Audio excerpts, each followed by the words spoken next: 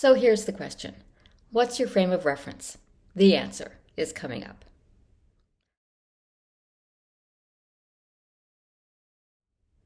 Hi, I'm Lindsay Knapp. I'm a landscape designer and writer in Southern Maine, and I'm out to change the way we do residential landscape design.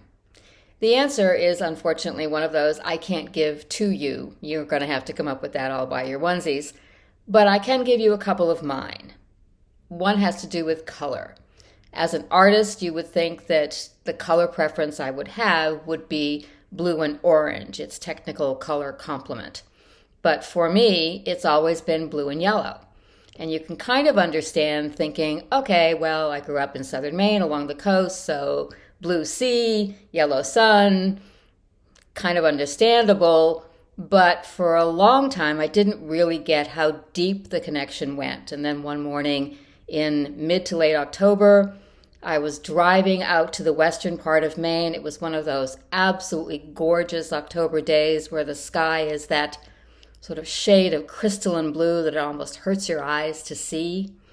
And I came up over a rise, and off to my right, there was this incredible stand of white birch, gone that kind of translucent yellow that the leaves take on in late fall. And I went, duh, well, of course, take a look at what that is. It's that color against that sky that informs every day of the way I was raised and kind of understands, okay, gotcha, this is what you like seeing because this is how you grew up. You very likely have a same kind of color preference based on your own experiences, and that will inform how you design, at least in terms of color, your residential landscape. The other one is a subtler but sort of no less important, my version of a stone wall. Because again, I grew up in Southern Maine. My stone walls, the image I pull is those gorgeous old huge fieldstone walls that kind of ramble along old farms, or you'll find them often when you're walking through the woods on trails. It isn't the perfectly edged thing that you would find in the middle of a city because, of course, I grew up not in a city.